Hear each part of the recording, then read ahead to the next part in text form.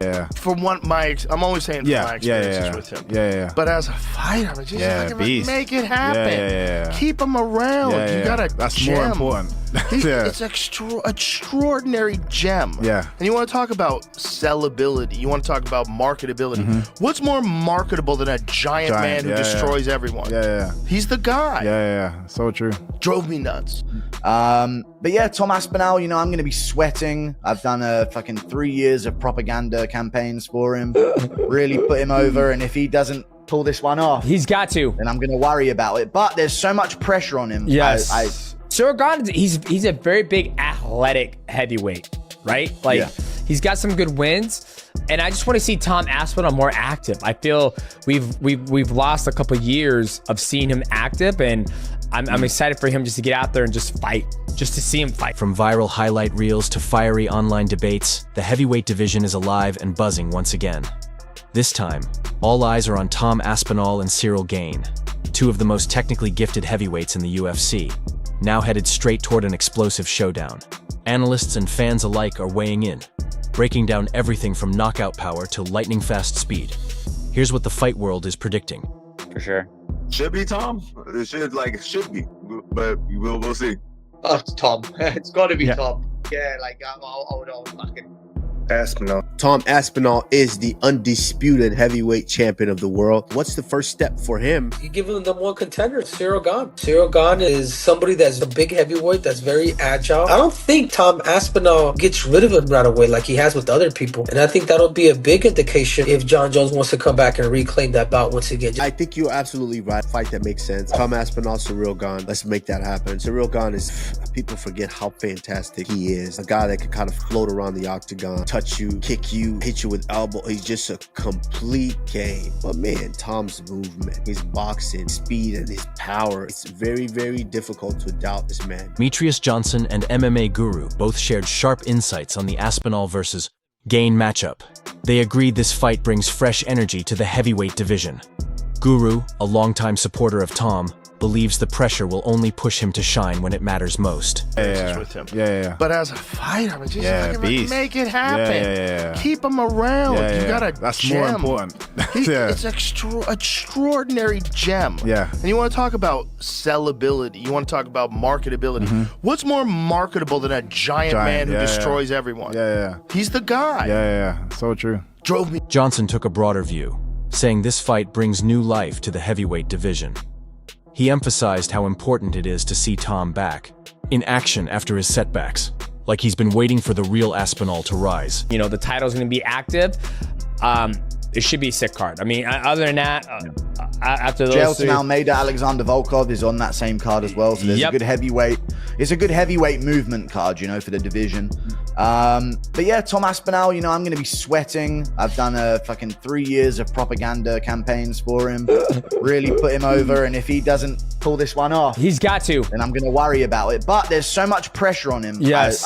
He's one of those few fighters where when there's more pressure, I trust him more. Guru highlighted Tom's growth, the extra gym time, new training partners, and how that break may have been a hidden blessing.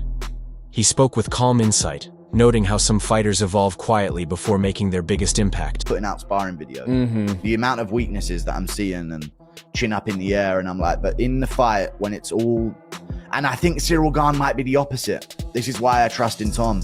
Because Gane is really technical looking, but when the stakes are the highest, he does seem to have his worst showings and make his worst decisions. And Tom seems to be the opposite. So I think it's a recipe for a Tom win. And we could... By the end, both seemed genuinely excited for what's ahead. No hype, just honest insight, knowing this fight could define the next true face of the heavyweight division. And both hinted that Tom might be the one to take that spot. Tom Aspinall and Ciryl Gane to fight, because Ciryl Gane, he's a very big athletic heavyweight, right? Like he's got some good wins, and I just want to see Tom Aspinall more active. I feel we've lost a couple years of seeing him active, and I'm excited for him just to get out there and just fight. Michael Bisping broke the matchup down simply. Gane and Aspinall are evenly matched in size, speed, and athleticism, both moving impressively well for heavyweights. He gave Gane the edge in footwork, but pointed out that Aspinall's raw power could be the real difference maker, with the kind of punch that can instantly change a fight. Fights, And because of his inactivity, you know, his knee injury after the first Blades fight and stuff kind of kept him out from a lot of that as well. So I kind of think this is going to be good. Maybe he's been refining things. He's got Ante Delija in the gym. He's got other he's been training with Rico Verhoeven in his kickboxing. And I think this has been good for him. You know, he's even got my man Phil de Fries, the GOAT himself, you know, he's some KSW heavyweight champion for the past decade or something. Like, he just keeps beating these guys at KSW heavyweight. But yeah, Tom Aspinall being focused heavily on the wrestling and grappling side. In his view, Aspinall clearly holds the advantage there. He said if Tom decides to take it to the ground, he likely can. And that spells serious danger for Gane. Bisping warned that without major improvements in grappling, Gane could find himself in trouble quickly. I just think the wrestling and the grappling and the speed of Tom Aspinall, he's a heavyweight, but he doesn't move like a natural heavyweight. Like, he has really good footwork, really fast. Obviously, he's strong and powerful. Yeah, I think Tom Aspinall right now, I just don't see any, you know, somebody might surprise me, but right now I just don't see anybody that would really be a good matchup for Tom Aspinall that would give him a challenge, you know, as of right now. I could be wrong, but still, Bisping didn't count Gane out.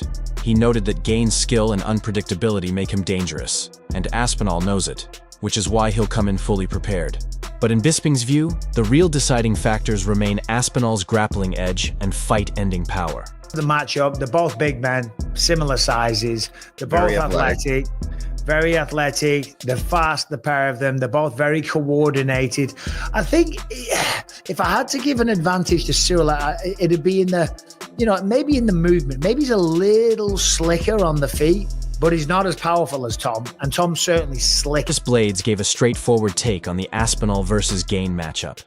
He believes Tom's grappling could be the quiet difference maker, the kind of skill that doesn't always look flashy but wins fights. Blades said if Tom wants to take it to the ground, he likely can. And while he didn't sound overly confident, his words carried the weight of experience. His prediction? If Tom survives the early rounds and the fight goes long, Blades favors him to come out on top. But the wrestling, the grappling side of things, it's not even a conversation. It's not a conversation. So. Tom should be able to take him down if he chooses to. So if Ciryl Gane isn't training in Dagestan for 2-3 months, years, days, weeks, or whatever, Arkansas. Or Arkansas, brother. Yeah, he's just go down there with brass. Get up there with brass. If he's not just solely working on his grappling. James Lynch explained why this fight came to be.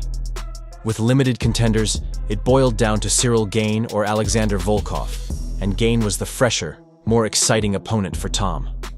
Lynch noted how closely they match up in size, reach, and age, but Tom brings the edge in youth and momentum. Yeah. And by the way, Tom's probably got bigger power. Tom might just knock him out on his feet as well. And I'm not saying that Ciryl can't be a force and Ciryl can't compete and Ciryl can't surprise us all, because he can. And Tom knows that. That's why he'll train accordingly. But the grappling is a big question mark. Broke down the matchup perfectly. Gane is smooth and technical, but tends to waver under pressure, while Aspinall stays calm and dangerous when it counts. It wasn't bold talk, just quiet confidence that Tom might handle the spotlight better. I believe that Aspinall does have the advantage, though, in that the grappling department. I believe that whenever he wants to, he'll be able to put Ciryl on his back, and he may not have to, but I believe he can if he does have to, and I believe that'll be the difference if he gets out of the first round. I'll go with Aspinall. I think he's just got more ways to win. Hits a lot harder, and it's, you know, I think Gane's advantage over everybody was his speed, you know, and I think Tom Aspinall is just as fast, if not faster, especially with the hands and the boxing and stuff, and he's got submission wins too. So, which then pointed to Gane's last fight, where the official result was a win, but many in the media saw it differently.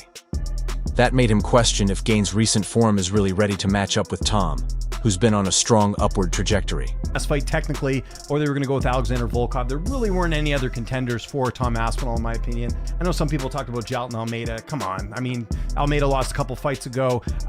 Gane does make sense in the situation because it's a fresh matchup, right? So I completely understand that. Let's do a quick tail of the tape between these two. Of course, Aspinall becoming the champion with John Jones retiring. So he's the undisputed champ.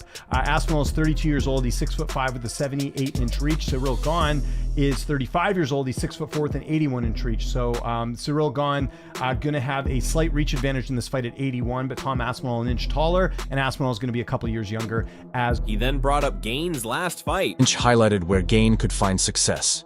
His striking and movement are impressive, but he lacks the one-punch power to finish fights abruptly. Tom has faced skilled strikers before, so even if the fight stays standing, Gane's usual advantage might not be enough to turn the tide.